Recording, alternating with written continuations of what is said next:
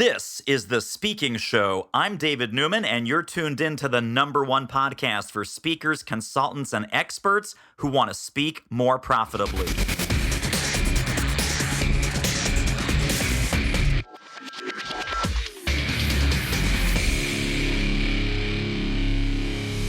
I am here with the resilience expert, Kathy Parry, author of The Rubber Band Resilient Leader. Bouncy, bouncy, bouncy, bouncy. How are you, my friend? I'm great. Doing great. So it's great to have you. Man, your expertise is needed now more than ever. Talk a little bit about how resilience and resilience in leadership came to be your topic, and give us just a little bit of the Kathy Parry backstory. Yeah. So I faced something in my life that really stretched me. It was something more personal, but I realized from that everyone is stretched, everyone in some way. My youngest of 4 was diagnosed with a degenerative disease that they said she would live 2 years. So that set me on this thing. Whenever anybody hears news like that, crisis, we all have crisis. None of us are immune to news, whether it's personal, whether it's professional. And it just sent me down this path where I realized everybody goes down this path. And I had a lot of background in wellness and in training and HR and that kind of thing. And I saw it over and over. And so I kind of became a bit of an expert on how do you get through these things and stay energized and stay well. So let's talk about this fantastic model that you have built. It is the resilience curve. And the beginning of the resilience curve is somehow, like you just mentioned, personally or professionally or globally, there is some major disruption, some upset, some breach in what we consider normal and good and happy.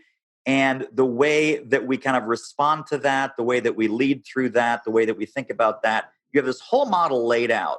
Walk us through what this resilience curve is, and then how leaders and how folks that are working under some pretty heavy stress already, like you said, when they're stretched that extra amount, how do they work through that curve? Right. So we can't ignore the elephant in the room, maybe for our listeners, that we are filming this from the comfort of our homes because we are severely disrupted by the coronavirus and what it is doing to us in the country. So if you took even that as an example, disruption has a starting point, and it can be a different starting point for each one of us. But at that starting point, we kind of measure our productivity and engagement and how we're feeling mentally.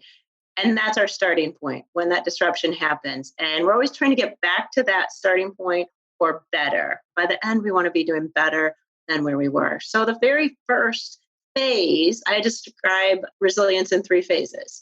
There's the reacting stage, there's the reframing stage that happens in the middle, and then there's the re-energizing stage. So that very first stage is reacting, and the very first part of reacting is typically emotional. And where we get into trouble with that is, especially in our professional lives, is how do we react without making it too emotional or to the point where it is interfering with our work. So that very first phase is reacting. I have a great top 10 list on how to do that. And I could offer a few tips on the best ways to react. And I think in the curve, because I'm looking at the curve right now, the first impact point is shock. And I think it's so important that people are, no, everything's going to be fine. Think positive, right? These are not helpful. Right. So when someone is in shock, or when a leader is in shock, or when we have some organizational shock, we have to stop and acknowledge, correct? And say, hey, listen, we're not in Kansas anymore. There has been a major, major shock to the system. And from there, we can start to take intelligent action and get back in control of our emotional response and intellectual response and our behavior. Talk about when we acknowledge that shock, how can we sort of set that aside so that we don't just freak out or hide under our desks the whole time? Right. Well, when I address this, when I'm working with organizations, I use the term honor initial reactions, because not everyone has your background. Maybe they're not that well prepared. They don't know. Or maybe there's someone who's super prepared. And I like to describe there's different reaction types. There's the stoic, there's the optimist, there's a pessimist, there's, the worst caser. Some of us have some of those worst casers in our lives, and they've got to do their thing too. But what I say is you have to set a time limit for this. Everybody has to set a time limit and say, hey, if you're working within a team, hey, we have this much time to really let those emotions go. Let's let them go, get them out there, acknowledge them, honor them. And then you got to go find the people who have the strengths. So everyone on the team has a gift. And maybe that gift is communication. Maybe that gift is the comforter. Every team might need a comforter. We have to, when we're so disrupted, start to kind of whittle down who is going to do the best job at this. Who's my best communicator? Who's my best with tech? Who's my best comforter? So that's what a leader, and that's what a rubber band leader does. They start looking for the people on the teams with the gifts that can start moving you through the curve. So that reaction phase, we get that shock, but then we've got to start taking some of the steps to move beyond. I like to say, you can't live in the eat pizza and drink wine stage forever. Why not? It feels good. And then I tell people that is also a response. We are getting our dopamine receptors back up to where that feels good, but that's not a healthy way, Right. We've got to move through that. So as a leader, set a time frame. Even if it's in your family right now, there's families right now who are in shock or going through things. Set a time frame. Okay, we're going to live in this emotional state for a couple days, and then we're going to start making a plan. And that's when we get into the next phase. So the reaction phase, there is that marshaling of resources, and I think you call it optimism. We acknowledge the shock. We process that with parameters around how much, how long, venting, screaming, complaining, whining, oh my gosh, the sky is falling. But then we start to marshal our resources. Then we realize, I'm not as in control of this situation as I would like to be. Optimism only goes so far, and then there's another dip. So Walk us through steps 2 and steps 3 of phase 1. Okay, so that's when that doubt starts to sink in. So if I could, again, reference this, crisis, we were all like we're in it a couple weeks, like, it's not going to be that bad. We're the greatest country on earth. We've got this thing handled, optimism. And then we start seeing some projections. It's like, oh, maybe we're not so well prepared. And then this doubt sinks in, and I'm stuck at home with my family for now we're going on 2-3 weeks, and you can hit this despair. And that's when we have to start doing a little mental health check, which we also get into in the next phase as well. But just because you start to feel this initial peak of optimism, then reality can set in. So you're going to have to rally again to really get through this reaction phase. Another important part of this reaction phase is something I like to call the pause phase. Sometimes we want to move so quickly and get through it, and we can do this, we can work through this, but we forget the power of the pause. And I like to say pauses have power. So it's absolutely okay to tell your team, okay, we don't have the answers right now. I'm going to circle back with you at exactly 2 p.m. tomorrow. And by then I might have a different answer. And we see that happening all the time, but we want parameters around things so we can mitigate some of those reactions. But pauses are okay. You have to ask permission for the pause and give a parameter. So that's another important stage. Keep the communication open during the pause time, but take it if you need it. So you don't say or do something that you will regret later. And you have a great toolkit. I mean, people need to know that in your book, at every chapter of the book has the tips, tools, and tactics. So this isn't squishy. This isn't hug your team and it'll be better. I mean, there's very specific tactical, practical leadership steps, like you just described, that we need to be taking with our team, with our colleagues, with our clients, with our world. And this is a long-range success strategy. When good times, bad times, there's always going to be various shocks of various levels. And so I love that you're very tactical and very specific on some things that leaders can do. First of which is to work on their mindset around this, that there are things they can do to help themselves and to help their team, correct? Correct, yes. So we're not helpless no matter how bad it might seem on the outside. Are we ready to hit reframing phase 2? Yeah. Yeah. I always say that's where the good stuff happens, right? In reframing. So we've gone through this reactionary time. We're starting to find out where our strengths are. We've had some doubt. We're working back through that doubt. I'm already seeing this in this current crisis where we're coming through. This is when we get to reframe. And we use this language that switches from I have to I get to. Such critical words. When I do my keynotes, I tell a story about my kids going to camp and coming back. And I knew that they had to clean their cabins every day. I knew that was part of something that happened. So I tried to get the information out of them. Say, well, what did you do in the morning? And before you got to go out for activity period, wasn't there something you had to do? They didn't get the answer. I said, didn't you have to clean the cabin? And they said, oh, no, Mom, we get to clean the cabin at camp. So I like to say those counselors had this ninja mind trick. And I would encourage everyone going through a crisis, once you get through the reaction phase, it's time to start doing the ninja mind trick. And that is, I don't have to do this. I get to do this. And what am I going to learn? That's the biggest key of reframing. I don't have to stay at home, Kathy. I get to stay at home. Right. I get to stay at home. You get to stay at home. And there's so many great things to do there. And once you're in that space of I get to, then you say the next step is get creative. I love this. I had a Zoom call with my 87-year-old father with our extended family. There were about 18 of us on the call. And so we deferred to him. We said, give us your best advice. And he's like, this is the time to get creative. I love that of him. He's still thinking that. He goes, there's so many things going on out there, so many options. That's my advice to you. Get creative. I use that in my methodology. You destroy everything that you currently thought and really drill down. And I have some tips for doing that on the reaction sheet, 10 tips for reacting. But every day, ask yourself, what if? And ask it 5 times and give yourself 5 different answers every day.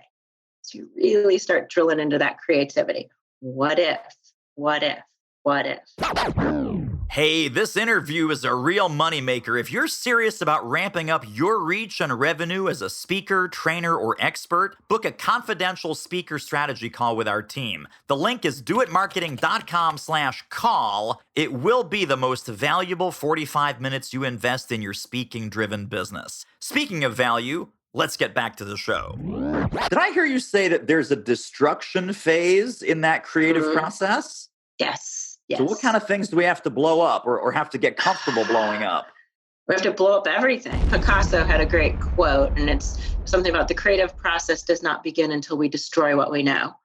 And if you look at Picasso, he certainly is one that did that. So it is getting out of that frame of just destroying everything that you possibly thought could be, and then getting that creativity. And the only way to get creative is to stop thinking currently. Like if I said David Newman wears, red glasses, it would be, what if David Newman didn't wear red glasses? Oh, maybe he'd wear contacts. What if David Newman didn't wear contacts? Well, maybe he had laser surgery. What if he didn't have laser surgery? Maybe he'd have a guide dog. You can go down this path like crazy if you allow yourself to, but you have to just kind of get rid of those parameters. Now, the only catch with that logic is that I only need the glasses for the computer and for reading. So Woofy the Wonder Dog, if she could read to me, then yes, the guide dog would be helpful. And see, there you go. But you just never an example. know. This is so profound because sometimes the universe does the destruction for you. So now all you have to do is part 2 of that, which is the what if and the getting resourceful and the using your imagination. Sometimes when everything is stable and times are good, we sometimes have this concept with corporate strategy. What would we do to compete with ourselves and win, right? What could we do to make our products, our services, or our company obsolete? Well, sometimes when a global disaster happens, step 1, check. Done. Now, do the Kathy process where you have to get creative. And I'm guessing that you would lead people through some of these creative exercises and prompting questions and the ways to frame that in their mind so that they could get resourceful and start to tap in to this source of creativity that we all have. Exactly. Yeah. So when I do an extended workshop, we really get into that, where what could we be destroying? Where could we go? When you take parameters down, people begin to get creative. So now we come up with all kinds of what if, right? What if red glasses? What if blue glasses? What if guide dog? What if lenses? And then we have another dip. And then it's like, oh no, well, I'm not sure this is going to work. I don't know. Doubt, right? So now comes we in. got to work through two dips in this process, Mm-hmm, not just mm-hmm. one. And I love that you're mapping out, because people go, oh, I'm still not feeling 100% yet. Well, no, of course not. We're not finished yet. It's like the old saying about, don't worry, everything will be okay in the end. If it's not Right. okay, it's not the At end. the end. Exactly. So tell So, us about the doubt phase and how we should be dealing with that. well, doubt is when fear comes in. So we're afraid, and that's a human emotion. We're just going to live with fear. And I like to say, fear is your own thought process that you can't handle what's next.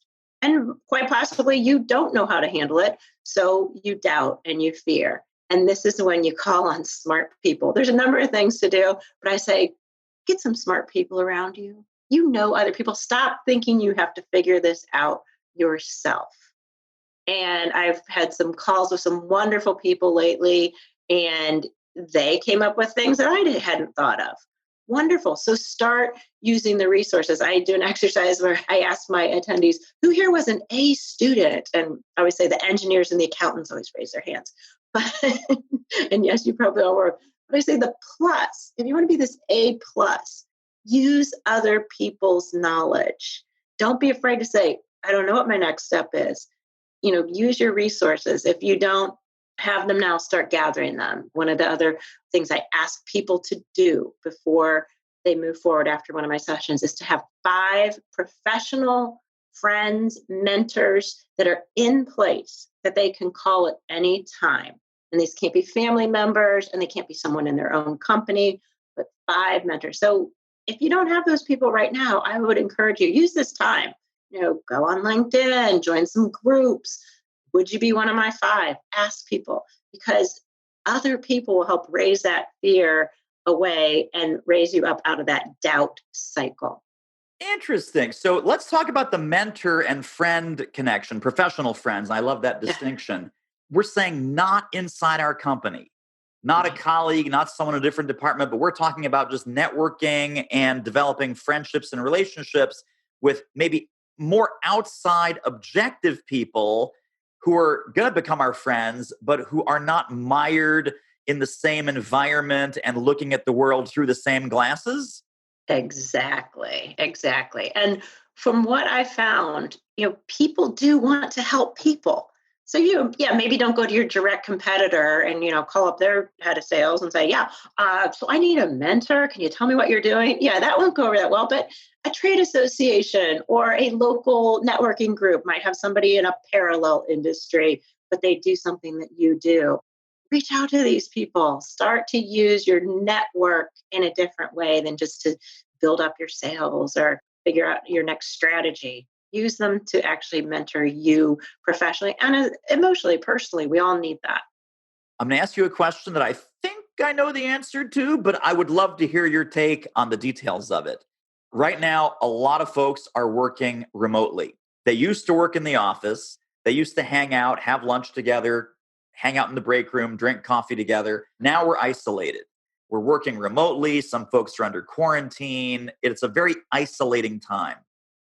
Is this the time to more proactively connect, not just with these folks that you're talking about, but with everybody in your life? And then, how do we maintain resilience when we are a little bit extra isolated? So absolutely, now's the time. What else do you have to do? Watch Netflix? Come on.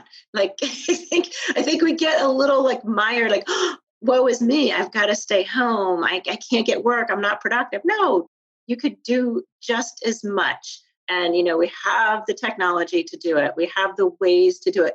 Again, I said people want to help people. And I think right now we're all very hungry for making those connections that we don't have.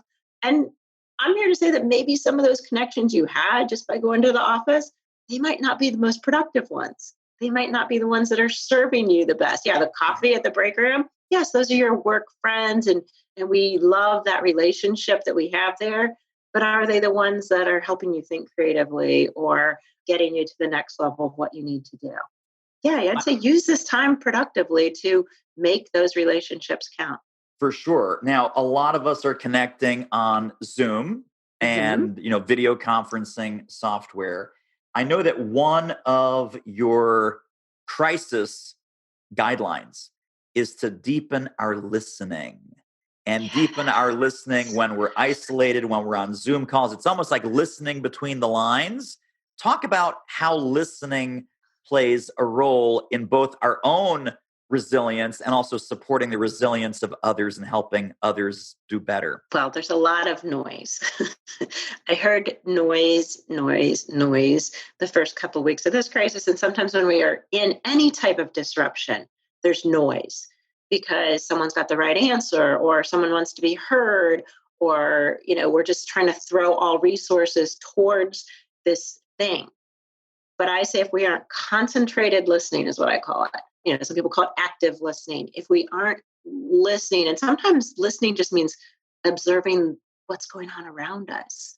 And when I started hearing all that noise, it's like, oh my gosh, people are reacting. People are having their reactions. I'm getting 10 invites a day to a webinar. I'm getting, 25 emails from people I never heard from. People are reacting.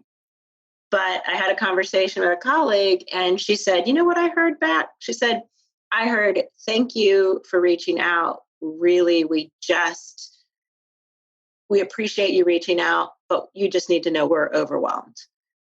And she took a step back. She said, that's what I needed to hear. I needed to hear, like, I listened. And I said to her, let me know when you need something. I'm here for you.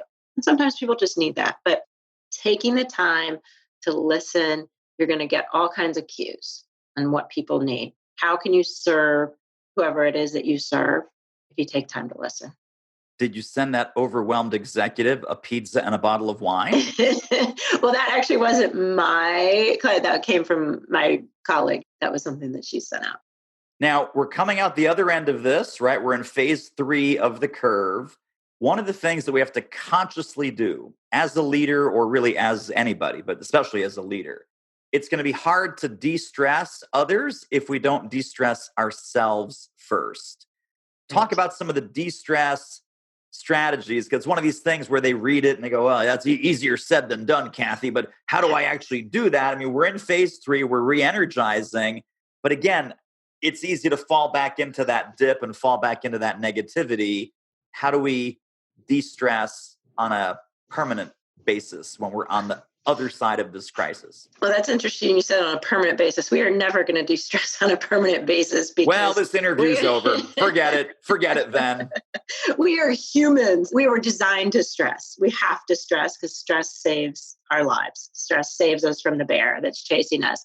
We have a lot of bears chasing us. So simple steps that you need to take, you should take daily, just breathing, taking time to be grateful. I know, David, you are a wonderful mentor as far as recording those morning gratitudes and just taking that time. But when you step into that space of de-stressing, you've actually told the bear that you're fine and to go away, because physiologically you'll start breathing deeper. You relax. And all of a sudden, those stress hormones start to decrease, because if you run around with those stress hormones at elevated levels, you will get sick. You will burn out. That's what happens. This is my past in wellness coming out. So it's vitally important. And then one of the things that I like to say that comes in at this time isn't always the right time. And sometimes few people are ahead of it on the curve, but I've seen it start to come out in this crisis that we're currently in. And it seems to always come out at some point. And that's humor. And we need it. We need humor so desperately, because just that simple laugh of releasing those hormones that make us feel good will bring that stress level down. So I absolutely love some of the stuff that's coming out of us. There are some funny people out there putting out some funny stuff, and I'm all for that because we need to. Super quick commercial break. Isn't this interview amazing? If you'd like to get more ideas on how to start or grow your speaking business fast, pop over to our free training at doitmarketing.com/webinar. I'm going to just dip back into the book for a moment because I think this is something that it might not be part of the curve necessarily, but it's such a smart evergreen strategy in any time of stress. You got chapter 10, which is find something to control. Why is that important, and how big does that thing really have to be? This is huge. Thank you for bringing that up. So when I was going through my crisis with my daughter, and the doctors controlled what tests she had, and the doctors controlled what medicine she had and what therapies, and people were coming into my house and from agencies saying, do this, do that. I literally felt like I had no control over my own daughter. And it wasn't until I said, okay, we talked about my puppy just came in, and that's a total de-stress right there. So please continue. About something small to control, you felt that you were not in control of your own daughter until... So I had no control over the situation with my daughter until what they told me is her cells don't turn food into energy properly. So I had a background in food management. I'd studied nutrition. I'm like, well, what should I do? And they said, oh, go see a dietitian. They'll probably give her a feeding tube. And I'm like, I have to try some other things first. Like, oh, sure, try it. I took complete control. I went out and I got a certification from one of the best known experts in nutrition in the country. I studied, I talked to people all over. What's the best way? How's this work? I took control. As soon as I started doing that, I was like, I've got a piece of this. This is mine. And I can happily report that my daughter is 18. She far surpassed any of the predictions that they made about her lifespan. But I urge anyone who is in a situation where they feel they have no piece of it to find the piece that helps them find control. And sometimes you might have to ask for that piece, especially, in your professional life, and everything's being dictated to you. Well, you're going to do this and you're going to do that. Ask, say, okay, I understand that, but could I please, have this piece? Can I do this? Can I go off and try that? It's very important for our mental health. And I think that's one of the last pieces I talk about under control. If you have complete loss of control during one of these disruptive situations, that's when mental health, I call it rubber band resilience, because you want to stretch without snapping. You don't want to get to the point where you snap because you have no control. For sure. Now, let's talk about quote unquote normal times. The normal times that come back, they're not going to come back the same. They're going to come back different. But when we're not in the middle of this global crisis, average leader, average team, average company, how often will they be dipping into this toolkit? I mean, it sounds to me like, based on what you just shared, this could be useful on an everyday, ongoing basis, almost as part of the culture where people read the book and now they start to have the shared vocabulary and they can start to support each other through these steps that you just walked us through these principles, not in a superficial way like, hey, Bob, it's time to breathe, buddy. Because without a context and without a methodology, that just sounds arrogant or complacent or condescending. Mm-hmm. How have you seen the groups that you work with really adapt this and weave it into their culture so that it becomes a permanent capability, knowing that stressors and crises of all sizes and shapes are going to be a continuous part of business reality? Well, it was perfect what you said. It becomes part of their language. So one of the exercises I do is actually before an event even happens, because we don't know when a disruption is coming. It's like we do an exercise where it's like, sit down and think about what's on the horizon for the next 6 months. Okay, you have that one thing, that project coming out. Now think about, what if it didn't work out the way you're thinking it would? Or what would all the impacts be if this piece didn't go exactly right? So it's kind of in the project line. I actually did some work with project managers, and they've got a very systematic formula. And I put mine actually 2/3 of the way through their formula. It's like, wait, have you done your resilience planning? Have you come up with how you're going to work this if it doesn't go exactly to plan? So yeah, you want to do that little piece. One of the things I heard back specifically was about communication between team members. is something as small as like childcare. It's like, okay, if that project doesn't work, I now have to work later and I now have to extend my childcare. So I need to know what is the likelihood that this thing might happen. So it just got them having a whole different conversation by looking ahead and seeing how it might stretch their team. And now when you speak to organizations, whether it's in person, virtually, remote, video, etc., you've got a couple of different programs. You've got the Running on Empty program, which I love the subtitle of, Stop Feeling Stressed Out, Burned Out, and Living on Takeout. That's what we're doing right now. We are stressed out, burned out, and living on takeout. So you predicted all of this, didn't you? You knew that the restaurants would be closed. Give us sort of a rundown of what types of organizations might be a great fit for which of these keynotes and programs that you offer. So, well, I speak a lot on resilience. So, the rubber band resilient leader, how to stretch without snapping. That's for a lot of leaders. I work with HR, I work with finance, also a lot with healthcare. They're particularly stretched right now. So, we do that. As far as when I do workshops, those I absolutely love. Half-day workshops, bring your team in, 20 to 50 people. And we really drill down, especially when we're working around a project or if there are a lot of personalities. I worked with one group in a financial services company, and they had a lot of personalities. And it wasn't like the leadership was getting at how to convey this. And they really thought, hey, someone coming outside is going to help with this communication piece. And we even talked about, when I talked about pauses, that particular group, they needed to pause when they were reacting, because on an everyday type of basis, their reactions were running a little too high. So we worked through things like that. Yeah, so anyone feeling really stretched, which is a whole lot of us, I pretty much have a program that could probably benefit and help you not snap. My whole thing is, yes, we're all going to stretch. It's going to happen, but let's not snap. I love it. I'm going to ask you two final questions as we wrap up. The final question is going to be, how do people get connected and stay connected to more Kathy Perry brilliance? So we'll give them the website, we'll give them the book, we'll give them all kinds of links and resources, and those will be under the show notes for this episode at thespeakingshow.com. But before we get to that, if folks were to take one central idea from our conversation and all these great things that you've shared about resilience and working through a crisis and working through an inflection point in your personal life, business life, career, company, what would you hope that one central resilience concept might be? I think it would be, you can get through the fear.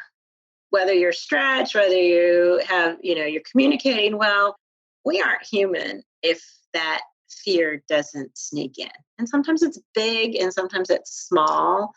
But when you use some of these resilience tools, you'll find a way through that fear. And I'd love to, keep connected with people so that they can get some of those resources. Yeah, let's tell them where to go. So under this episode at thespeakingshow.com, we're going to give Kathy's website, book, resources. Where would you like to send people? Where should they go right now? Just Kathy Perry. It's Kathy with a K and Perry with an A, P-A-R-R-Y, kathyperry.com.